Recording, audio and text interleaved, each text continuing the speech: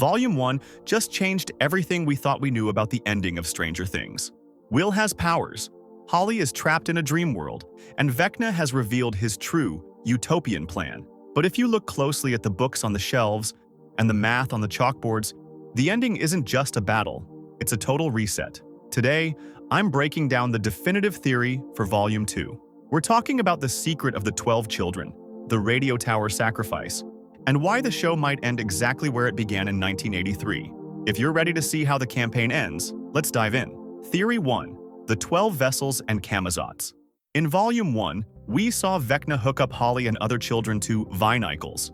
He said they were perfect vessels to reshape the world. This is a direct reference to the book Holly was reading, A Wrinkle in Time. In that book, there is a planet called Camazotz, a place of perfect conformity where everyone moves in a hive mind synchronization. Vecna isn't trying to bring the upside down to Hawkins. He's trying to turn Hawkins into his own version of Camazotz. He needs 12 children because they represent the 12 points on a clock. He is building a psychic bridge to force our world to sync with his mind. By the time Volume 2 starts, the flesh wall won't just be a barrier, it will be a skin that begins to grow over our entire reality. Theory 2. The Will the Wise. Paradox. The biggest shock was Will Byers finally accessing Vecna's powers. But why now? Volume 1 suggested that Will is like an antenna. The closer he gets to Vecna, the more of the signal he can hijack. Here is the dark theory for Volume 2. Will isn't just an antenna, he is the battery. Vecna told Will, "You showed me what was possible." In Volume 2, we're going to find out that the Upside Down looks like 1983 Hawkins because Will created it that way when he was taken. It's a snapshot of his trauma. The final battle won't be 11 versus Vecna.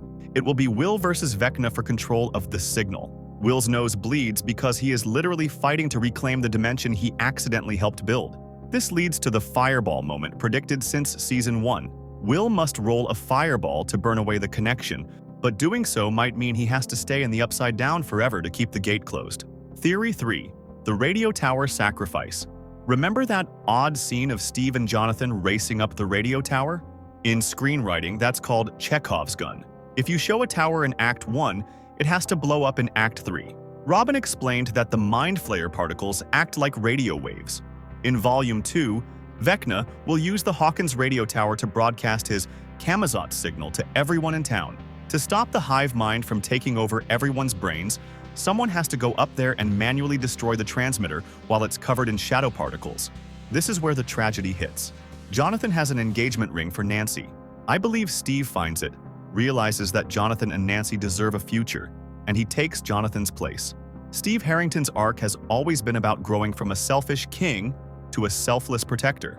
Dying on that tower to save the kids is the only way his story can truly end. Theory 4. The Closed Time-like Curve. This is the big one. On the science classroom chalkboard, we saw the term Closed Time-like Curve, CTC. This is a scientific theory for a time loop. We've seen Back to the Future references for years. In Volume 2, the Einstein-Rosen bridge will allow 11 to realize that the only way to win is to never play the game. The Sorcerer chapter hinted that 11's sister, 8, is being used to fuel a machine. In the finale, 11 will use that power to travel back to November 6, 1983. She won't kill Henry. She will sacrifice her own existence in this timeline to ensure she never opens the gate in the lab. The final scene. Prediction. How does it actually end? The Duffer Brothers said it's not all a dream, but a time loop is different. Imagine the final scene. We are back in the Wheelers' basement. It's 1983. The boys are playing D&D. Will rolls the dice for the fireball, and he wins. They pack up, Will rides his bike home, and he doesn't see the monster. He makes it home safe. The campaign is over. They have no memory of the Upside Down, no memory of 11, and Steve is just a popular jerk in high school. It's a happily ever after, where the price was the friendship that defined them. It's heartbreaking, it's beautiful, and based on the clues in Volume 1, it's exactly where we're heading. But what do you think? Is Steve's fate sealed? Or can Will Wise save everyone without a reset? Drop your theories in the comments. I'll be reading all of them. Don't forget to like and subscribe to stay tuned for the Volume 2 breakdown as soon as it drops. Until next time, thank you and good night.